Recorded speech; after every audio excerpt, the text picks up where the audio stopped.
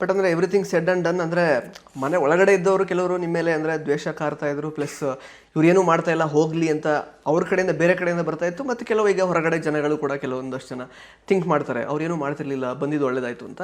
But ನಿಮ್ಮ ಆಟದಲ್ಲಿ ತುಂಬಾ ಪಾಸಿಟಿವಿಟಿ ಇದ್ದಿದ್ದಂತೂ ಸತ್ಯ. ಇಡೀ ಇಷ್ಟು 99 ಡೇಸಲ್ಲಿ ತುಂಬ ಪಾಸಿಟಿವಿಟಿ ಇತ್ತು. ಪ್ಲಸ್ ಪಾಯಿಂಟ್ಸ್ನ ತುಂಬ ಚೆನ್ನಾಗಿ ನೀವು ಅಂದರೆ ಕರೆಕ್ಟಾಗಿ ಕಟ್ ಆ್ಯಂಡ್ ರೈಟಾಗಿ ಹೇಳ್ತಾ ಇದ್ರಿ. ಮತ್ತು ಗಿಲ್ಲಿಯವರ ವಿಷಯದಲ್ಲೂ ಕೂಡ ಎಲ್ಲೂ ಲೈಕ್ ಅಂದರೆ ಅಂಟಿಲ್ ಕೊನೆ ತನಕ ನೀವು ಅವ್ರನ್ನ ನಾಮಿನೇಟ್ ಮಾಡಿದಾಗಲಿ ಅಥವಾ ಕಳಪೆ ಕೊಟ್ಟಿದ್ದಾಗಲಿ ಇಲ್ವೇ ಇಲ್ಲ. ಒಂದ್ಸಲ ಏನೋ ಕೊಟ್ಟರೆ ಅನ್ಸುತ್ತೆ. ಬಟ್ ಅಂದರೆ ನಾಮಿನೇಟ್ ಅಂತೂ ಇದುವರೆಗೂ ಮಾಡಲಿಲ್ಲ. ಅಂದ್ರೆ ಅದೊಂದು ಫ್ರೆಂಡ್ಶಿಪ್ನ ನೀವು ಉಳಿಸ್ಕೊಂಡ್ರಿ ಅನ್ನೋ ಖುಷಿ ಗಿಲ್ಲಿ ಫ್ಯಾನ್ಸಿಗಿದೆ ಆ್ಯಕ್ಚುಲಿ. ಅಂದರೆ ನಮ್ಮ ಗಿಲ್ಲಿ ಅಣ್ಣನ ಇವ್ರು ಕಳ್ಳಪಟ್ಟಿ ಮಾತ್ರ ಇಲ್ಲಿ ತನಕ ನಾಮಿನೇಟ್ ಮಾಡಲಿಲ್ಲ ಅಂತ ಅದೆಲ್ಲ ಇದೆ ಅವ್ರ ತಲೆಯಲ್ಲಿ. ಸೊ ಅಂದರೆ ಬಟ್ ಅಂದರೆ ಒಳ್ಳೆ ರೀತಿಯಲ್ಲಿ ಆ್ಯಕ್ಚುಲಿ ಆಡ್ಕೊಂಡು ಇಷ್ಟು ದಿನ ಬರ್ಬೋದು ಅಂತ ತೋರಿಸ್ಕೊಟ್ಟಿದ್ದೀರಾ. ಸೊ ಅದ್ರ ಬಗ್ಗೆ ಎಷ್ಟು ಖುಷಿ ಅನಿಸುತ್ತೆ ನಿಮಗೆ? ಅದೇ ಬಟ್ ಪ್ರೀವಿಯಸ್ ಒಂದು ಪಾಯಿಂಟಿಗೆ ಹೇಳ್ತೀನಿ ಅಂದರೆ ಅವ್ನು ನಾಮಿನೇಟ್ ಮಾಡಬಾರ್ದು ಅಂತ ನನಗೆ ಗಿಲ್ಲಿ ಅವ್ನಿಗೇನೋ ಫ್ಯಾನ್ಸ್ ಇದ್ದಾರೆ ಅದು ನಿಜವಾಗ್ಲೂ ಅದೆಲ್ಲ ಒಳಗಡೆ ಐಡಿಯಾ ಇರಲಿಲ್ಲ. ಬಟ್ ನಾನು ಯಾಕೆ ಅವ್ನ ನಾಮಿನೇಟ್ ಮಾಡಲ್ಲ. ಆಮೇಲೆ ಒಂದ್ಸಲಿ ಒಂದು ಚೂರಿ ಕೂಡ ತೆಗಿತೀನಿ. ಅವನಿಗೆ 4 ಚೂರಿ ಇರುತ್ತೆ, 2 ಚೂರಿ ತೆಗ್ಬಿಟ್ಟು ನಾನು ಅದಕ್ಕೆ ಕಾರಣ ಕೊಡ್ತೀನಿ. ಯಾಕಂದರೆ ನಂದ್ರಲ್ಲಿ ಆಲ್ರೆಡಿ 7 ಚೂರಿ ಇರುತ್ತೆ. ನಂಗೆ ಗೊತ್ತು ನಾನು 2 ತೆಗೆದ್ರು ನಾನು ನಾಮಿನೇಟ್ ಅಟ್ಲೀಸ್ಟ್ ಒಂದು 4 ಇದೆ.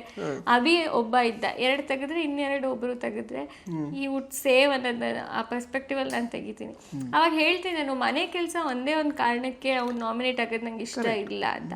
ಸೊ ಅವನ ಕೇಸಲ್ಲಿ ಅವ್ನು ಅನಲೈಸ್ ಮಾಡ್ತಿದ್ದ ಸಿಚುಯೇಷನ್ಸ್ನಾಗಿರ್ಬೋದು ಯಾವಾಗಲೂ ಅದು ನನ್ನ ತಪ್ಪು, ಇವನು ಇದಕ್ಕೋಸ್ಕರ ನಾಮಿನೇಟ್ ಮಾಡಬೇಕು ಅಂತ ಅನಿಸಿದ್ದಿಲ್ಲ. ಪ್ರಾಬಬ್ಲಿ ನಾನು ಈ ವಾರ ಇದ್ದಿದ್ರೆ ಅದು ಯೋಚನೆ ಬರ್ತಿತ್ತೇನೋ, ಅವ್ನು ನಾಮಿನೇಷನ್ ವೀಕೆಂಡಲ್ಲಿ ಚರ್ಚೆ ಆಗಿದ್ದ ವಿಷಯಗಳಿಂದ ಆಗಿರಲಿ ಅದು ಬರ್ತಿತ್ತೇನೋ. ಅದೇ ಫ್ರೆಂಡು ಅಂದ ತಕ್ಷಣ ನಾನು ನಾಮಿನೇಟ್ ಮಾಡಬಾರ್ದು. ಎಕ್ಸಾಕ್ಟ್ಲಿ ಅಲ್ಲ, ನೀವು ಏನು ರೀಸನ್ಸ್ ಕೊಡ್ತಿದ್ರಿ ಆ್ಯಕ್ಚುಲಿ, ನೀವು ಅದೇ ಅಂದರೆ ಬರೀ ಕೆಲಸ ಮಾತ್ರ ಅಲ್ಲ ಅಂತ ಅದೆಲ್ಲವೂ ಇಷ್ಟ ಆಯ್ತು, ಕರೆಕ್ಟ್ ಅಂತ ಅನಿಸಿದೆ ಆ್ಯಕ್ಚುಲಿ ಜನಗಳಿಗೆ ಹೊರಗಡೆ. ಅದಕ್ಕೆ ಅದು ಸರಿಯಾಗಿ ಮಾಡಿದ್ದಾರೆ ಅಂತಾನೆ ಅನಿಸಿರೋದು. ಇಲ್ಲಾಂದ್ರೆ ಫೇವರಿಸಮ್ ಅಥವಾ ಅವರಿಂದ ನಾನು ಇಲ್ಲ ಫೇವರಿಸಮ್ ಅಂತ ಅನಿಸಿಲ್ಲ. ಅಂದ್ರೆ ಕರೆಕ್ಟಾಗಿ ಅವ್ರ ಪಾಯಿಂಟ್ ಏನು ಇರಲಿಲ್ಲ ಅಲ್ಲಿ ಕೊಡೋದಕ್ಕೆ, ಅದಕ್ಕೋಸ್ಕರ ನಾಮಿನೇಟ್ ಮಾಡಿಲ್ಲ ಅಂತಾನೆ ಅನಿಸಿದೆ. ಮಾಡಿಲ್ಲ ಆ ಥರನೇ ಇತ್ತು. ಆ್ಯಂಡ್ ಅವ್ನು he knows what he is doing. So yeah ನಂದು ಗೇಮ್ ಅಂತ ಬಂದಾಗ ಅದೇ ಇವಾಗ ಒಂದು ಪಾಯಿಂಟಲ್ಲಿ ನಾನು ಧನುನು ನಾಮಿನೇಟ್ ಮಾಡ್ತೀನಿ.